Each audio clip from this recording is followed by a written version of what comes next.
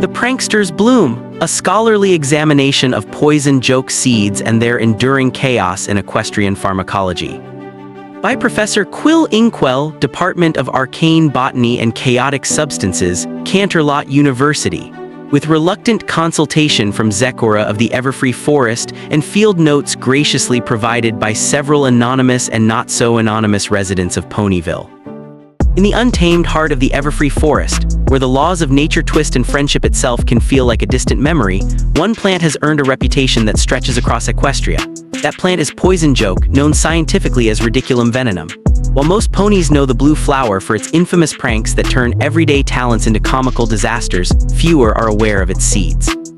These tiny, iridescent blue pods have quietly become one of the most talked about recreational substances in modern equestrian history.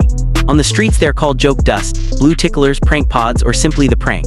This essay explores the botany, magic, variance, effects, risks, cultural significance, and personal experiences surrounding poison joke seeds in a style that blends academic rigor with the unpredictable spirit of the plant itself. The story of Poison Joke begins long before the founding of Ponyville. Ancient texts attributed to Starswirl the Bearded describe encounters with the flower during his expeditions into the wildest parts of the forest. He noted that the plant seemed to possess a form of rudimentary empathy magic, reading the intentions and insecurities of any creature that brushed against it, and responding with a tailored jest. For centuries the flower was regarded as a mere curiosity or a hazard to avoid. It was not until the arrival of zebra alchemists like Zekora that systematic study began. Zekora, with her deep knowledge of herbal lore, warned that disturbing the plant's natural cycle could release concentrated chaos. Her warnings proved prophetic when enterprising ponies started collecting and processing the seeds. Poison joke seeds form in small pods after the flower has bloomed and played its prank. Each pod contains several dozen minuscule seeds that shimmer with a faint blue light when shaken. The magical essence is more stable in seed form than in the fresh flower, making them suitable for preparation into ingestible or inhalable forms. Processing typically involves careful drying, grinding into fine pollen for snorting, steeping into teas, or compressing into colorful pills that resemble ordinary candy. Some underground alchemists even vaporize the dust in specially enchanted crystal pipes for a rapid and intense experience. The mechanism of action is fascinating from a magical standpoint. Unlike ordinary herbs that affect the body through chemical means alone, poison joke seeds interact directly with a pony's innate magical field. They read the user's subconscious fears, cutie mark resonance, current emotional state, and even recent life events. This makes every experience highly personalized and essentially random. What one pony experiences as gentle laughter might become another pony's worst nightmare. This unpredictability mirrors the flower's behavior in the wild and sets poison joke seeds apart from more predictable substances like Crystal Rush or Harmony Extract. Onset times vary by method of use. When snorted as fine blue pollen, effects begin within 5 to 15 minutes. The user first notices a tingling sensation in the extremities, followed by uncontrollable giggling and a subtle blue tint overlaying their vision. Tea preparations take longer, 30 to 45 minutes, but often produce a more contemplative and longer-lasting journey. The peak experience usually lasts between 1 and 3 hours, during which the full chaotic effects unfold. The come-down phase, lasting 2 to 6 hours, brings exhaustion mixed with lingering minor pranks such as a mane that refuses to stay straight or speech that slips into rhymes. Let us now examine the documented variants of poison joke seeds. Through selective breeding, accidental cross-pollination, and deliberate alchemical refinement, several distinct strains have emerged. The most common is the Everfree wild type. These unrefined seeds come straight from the forest and offer the purest expression of randomness. Dealers near the forest edge sell them cheaply, often to adventurous young ponies or those seeking inspiration for art. Because they are minimally processed, the jokes can be especially cruel or profound. Many users report that wild-type seeds seem almost sentient, adjusting their pranks based on the group dynamic when multiple ponies partake together. Popular refined variant is Laughing Stock Seeds, also known as Pink Pranks. These are created by introducing party pony essence, rumored to involve traces of Pinkie Pie's discarded confetti, sugar cube runoff, and laughter-infused sprinkles. The result is a more euphoric experience heavy on duplication glitches, spontaneous musical numbers, and town-wide party energy. Users often split into several hyperactive copies of themselves that organize impromptu celebrations. The come-down is characterized by uncontrollable giggling that slowly fades into pleasant tiredness. This strain is favored at festivals and among earth ponies who appreciate its lighthearted physical comedy. Nightmare nibs represent the darker side of the spectrum. Infused with residual dream magic from incidents involving the Tantabus or lunar moth scales, these seeds push the experience toward deep-seated fears. Hallucinations manifest as towering cartoonish antagonists that force the user to confront personal demons in absurd but terrifying ways. Nocturnal Pegasi and edgier unicorns seek them out for the intense emotional catharsis they can provide, though many regret the choice when the night stretches on. Street dealers charge a premium for nightmare nibs because the processing requires careful handling to avoid accidental self-pranking of the alchemist. The rarest and most controversial strain is Royal Joke. These seeds are cultivated near the Tree of Harmony and carry a subtle harmonic resonance. Instead of pure humiliation, they deliver friendship lessons wrapped in absurdity. Users frequently emerge with temporary boosts to empathy, minor corrections to their cutie mark talents, or sudden insights into relationship problems. Possession or cultivation of Royal Joke seeds is highly illegal due to their proximity to protected harmonic artifacts. Rumors persist that certain members of the royal court have studied them in controlled settings, though official statements deny any such research. Other experimental variants include Dragon Spiced Joke, which incorporates trace amounts of fermented dragon breath for added fire and confidence during the trip, and Changeling Echo seeds, blended with processed love resin to create shared hallucinations between bonded users. Each variant demonstrates how ponies continue to innovate within the chaotic framework provided by the original plant. To truly understand the impact of poison joke seeds, one must turn to the personal accounts of those who have experienced them. The following trip reports have been collected from voluntary participants, with some details altered to protect identities where requested. These narratives illustrate the full spectrum of possible outcomes. First, we have the report from a Pegasus athlete known in these records as Rainbow Crash. She tried laughing stock seeds before an important flying competition. Quote, "The first 10 minutes were totally awesome. I felt like I could outfly the Wonderbolts blindfolded. Colors were brighter, the wind felt like it was cheering me on. Then my wings turned into giant whoopee cushions. Every flap made this ridiculous squeaking sound, and I started dropping altitude in the most embarrassing way possible. My cutie Mark came alive and started lecturing me about bragging too much while I was stuck hovering upside down. I landed in a haystack that somehow shaped itself into my own embarrassed face. The giggles were worth it, but I would not recommend this before any show. The come down had me rhyming for 2 whole days. Things like Rainbow Dash is such a smash, out my flank what a crash. 10 out of 10 for the laughs, 0 out of 10 for flight safety." Another account comes from an animal care specialist referred to as Flutterquiet. She tried a very small dose of wild-type seeds in tea form on the advice of a well-meaning but misguided friend.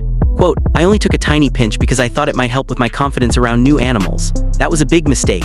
Suddenly every creature in the forest started talking, but they were all criticizing my caregiving style. A bear told me my singing voice was adequate at best.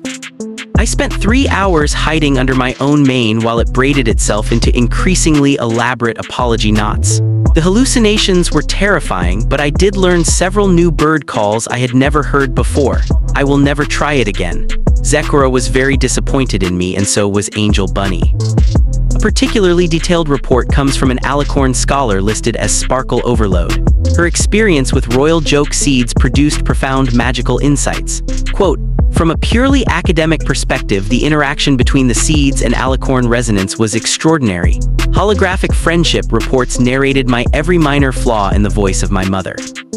I found myself reorganizing the entire palace library into color-coded sections based on emotional vulnerability themes, while simultaneously singing the complete periodic table of friendship elements. The peak lasted nearly 4 hours, and left me with several genuine breakthroughs in magical theory. However, Princess Celestia has formally requested that I refrain from further field research within castle grounds. The experience was equal parts illuminating and mortifying." An Earth pony farmer provided this anonymous account after using Everfree wild-type seeds following a particularly difficult harvest. Quote, "I had bucked one too many apple trees that day and figured a little laugh might lift my spirits. Instead, every apple I touched transformed into perfect pies that then sang mocking songs about my plowing technique. It was the best harvest I ever had because the pies were delicious, but the ego death was profound. 5 out of 10 overall. I learned humility, but I also learned never to mix farm work with forest herbs." A Additional reports describe group experiences. One notable incident involved a group of 5 Ponyville friends who shared nightmare nibs during a camping trip near the Everfree. Their shared hallucinations created a temporary pocket of altered reality, where the entire campsite became a stage for a grand theatrical production of their collective insecurities. The event ended with all 5 ponies emerging closer than ever, but swearing off the substance for life. Such shared trips demonstrate the potential for joke resonance, where multiple users amplify the chaotic field and affect the environment around them. Beyond individual experiences, poison joke seeds have left a noticeable mark on equestrian culture. In Ponyville, discreet sales occur near the forest edge, often disguised as exotic herbal remedies or party supplies. Artists and musicians seek them for creative inspiration, claiming that the forced perspective shifts unlock new ideas. Some therapists have experimented with microdosing under strict supervision to help ponies overcome cutie mark dysphoria or performance anxiety. The humor inherent in the pranks can serve as a powerful tool for self-reflection when properly managed. However, the risks are substantial and well documented. Bad trips, known colloquially as the ultimate prank, can result in prolonged humiliations that last well beyond the chemical effects. Ponies have been found stuck in literal joke forms, such as giant whoopee cushions or living balloons, requiring emergency intervention from Zekora or Twilight Sparkle. Rapid tolerance buildup means that repeated use within the same week often produces weaker or meaner jokes. Overdose, while rare, can trigger compounding chaos that affects entire villages, as seen in the documented Great Ponyville Blue Flu of 2013. Long-term heavy use has been linked to persistent cutie mark instability, heightened sensitivity to ordinary poison joke patches, and in extreme cases, a permanent quirk in personality that makes the pony more susceptible to everyday pranks. From a pharmacological perspective, poison joke seeds share similarities with certain human-world psychedelics in their set and setting dependency and potential for profound psychological insight. Yet the magical personalization adds layers of complexity not found in ordinary substances. Researchers continue to debate whether regulated medicinal use could provide benefits that outweigh the risks. Low doses show promise in treating certain anxiety disorders by forcing gentle confrontation with insecurities through absurd humor. Higher doses, however, remain firmly in the realm of recreational risk. Zekora herself has been interviewed on multiple occasions. In one recorded session, she offered the following rhyme: "Seeds of blue, they jest with you. Respect their game or play the fool. Brew with care and choose your hour, or chaos will devour." Her antidote brew, made from carefully balanced counterherbs, remains the most effective treatment for adverse reactions, though she dispenses it sparingly and always with a lecture on personal responsibility. Historical records show that poison joke seeds gained popularity shortly after the defeat of major threats to Equestria. With fewer epic quests to occupy their time, some ponies turned to the seeds for excitement and self-discovery. Black market networks expanded from the Everfree region into Mainhint and Cloudsdale, leading to several high-profile incidents that prompted Princess Luna to issue warnings about nocturnal use. Today, enforcement remains relatively lax compared to substances like somber crystals, but cultivation near harmonic sites is strictly prohibited. Societal attitudes vary by region. In Canterlot, the substance is viewed with academic curiosity mixed with aristocratic disdain. In Ponyville, it is treated as a known hazard best avoided but occasionally indulged. Among dragons, the seeds have little effect due to their inherent resistance to chaos magic, though some younger dragons enjoy trading for them as novelty items. Changelings report unique experiences where the seeds temporarily stabilize their shape-shifting while amplifying emotional feedback from those around them. Further study is ongoing at Canterlot University under carefully controlled laboratory conditions. Ethical guidelines require multiple sober observers, immediate access to antidote brews, and thorough psychological screening of participants. Early findings suggest that while the risks are real, the potential for personal growth through humorous self-confrontation cannot be dismissed outright. In conclusion, poison joke seeds embody the very spirit of Equestria itself: chaotic, deeply personal, and ultimately, if survived, profoundly educational. They remind every pony that sometimes the greatest friendship lesson arrives wearing the goofy grin of humiliation.